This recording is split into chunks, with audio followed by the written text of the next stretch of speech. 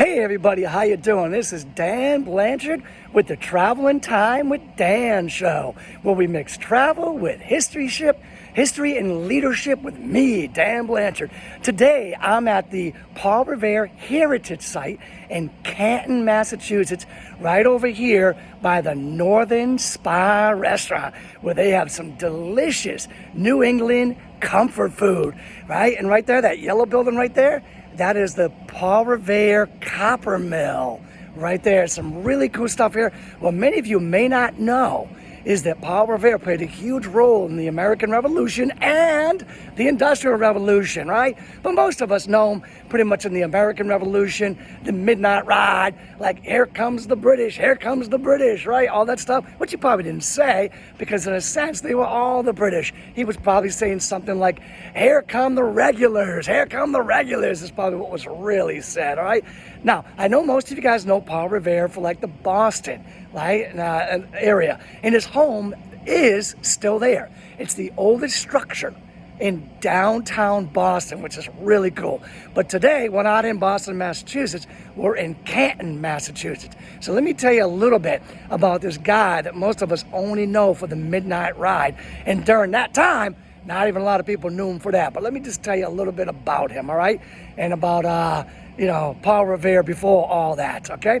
So Paul Revere, he was actually a Freemason, believe it or not, which was great for him because he got an opportunity to practice some leadership strategies and leadership techniques as a Freemason. And he will use those as a Son of Liberty. That's right, he was part of the Son of Liberty, right? The ones that dumped the tea in the harbor and all that stuff, right? Those guys, all right? And they used to hang out at the Green Tavern where they were planning the Midnight Ride. Some of you know about that, right? One lit lamp or two lit lamps in the Old North Church, right? Well, there was a problem. Not that it ever goes smooth, right? See, at the Green Lantern, there was this guy named Dr. Church who was really respected, Harvard educated. He'd been with the Sons of Liberty since the beginning, right? But he was actually selling information to the British. He was betraying Paul Revere and the other riders that were going out on that midnight ride. Right? And these guys, a lot of them are kind of riding into their ambush. Right? Paul Revere is actually going to get caught. And he's going to somehow talk his way out of it, right? And they let him go. The British let him go, right? And because this midnight ride between Paul Revere and several of the others, right, is pretty successful, the colonists get to keep their guns and gunpowder for the most part, and they get to actually have a chance of fighting back against British oppression. You guys know about like Lexington, Concord, and all that stuff, right? They fight back. And they're on the way. They're on the way to independence, which would have never happened without Paul Revere and the other guys on the midnight ride of the British are coming, which now you know is like, the regulars are coming, right? So the Green Tavern pops back up in this because after the Revolution, independence, all that stuff, the Articles of Confederation, we're trying to get like a constitution, a stronger government that's going to last. All right? And when people are hemming and hawing, guess who comes through again? Right? Paul Revere comes through again, even though he'd been kind of assigned a secondary role because he wasn't like a true gentleman, rich and all that stuff, right? Harvard educated and all that stuff, right? He wasn't a true gentleman.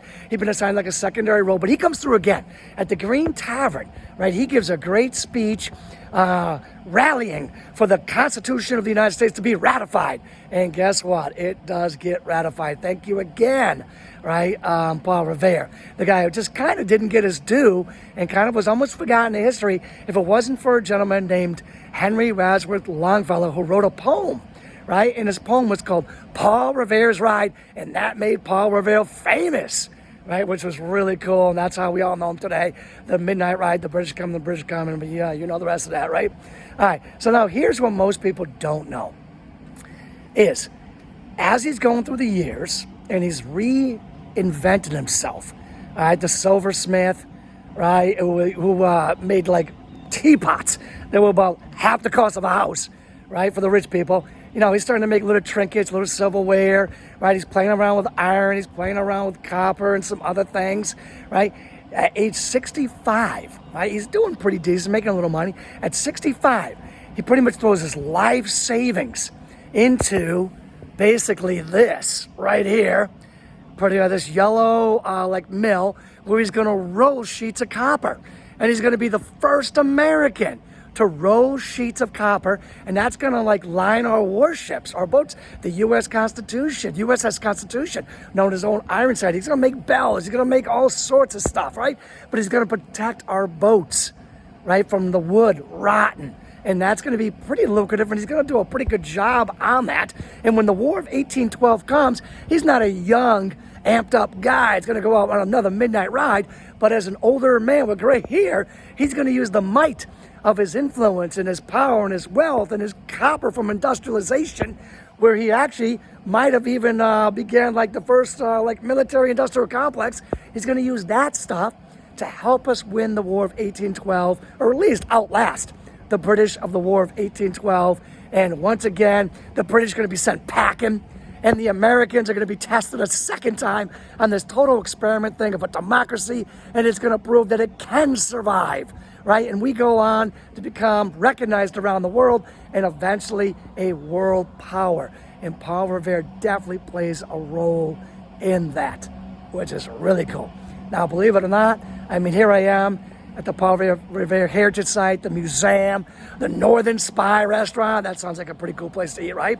But his businesses are actually still around, right? There's a Paul Revere business in Rome, New York, and there's another one in New Bedford, Mass, right? There's a couple cities named after him. There's a Revere, Massachusetts city and a Revere, Minnesota city, right? Pretty cool stuff. Now, as you know, I love to mix travel with history, with leadership. So if you have traveled to Boston, you already know that's great stuff. Paul Revere's home, check it out. But come travel here to Canton, Massachusetts, a lesser known place, and see what's here between the mill, the copper mill, this Northern Spy restaurant, the other museum, right? The up here, upper level there. Check it all out. I mean, this is a little bit of the lesser known stuff about Paul Revere, a very unique individual that participates in the American Revolution and the Industrial Revolution.